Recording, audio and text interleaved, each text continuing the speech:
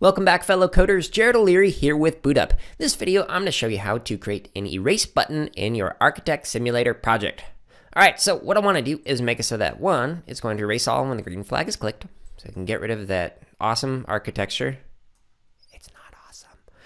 And I'm going to say, when I press green flag, erase all. Cool.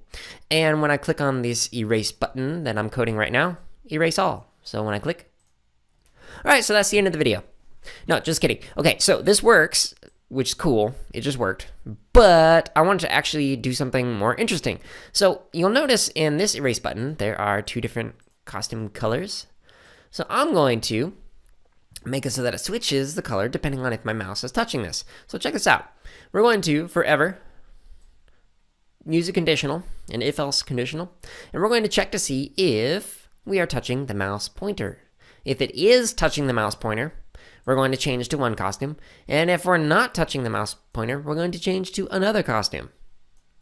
So if it's touching it, we're going to switch to the highlighted one, and if we're not touching it, it's going to switch to the not highlighted one. So now check this out.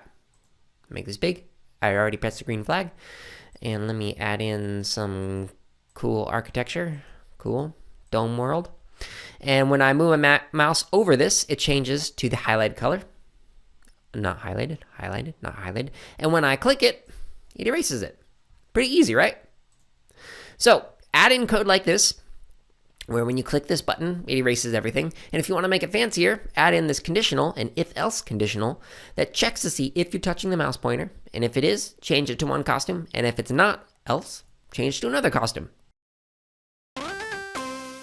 Hey everyone, if you're watching this on YouTube, go ahead and like, comment, and subscribe. If you're not watching us on YouTube, you can find us on that platform as well as other social media outlets by searching for BootUp PD. And if you're looking for more free lessons, projects, and resources for teachers and students, visit us at bootuppd.org, where you can also learn about our high-quality professional development.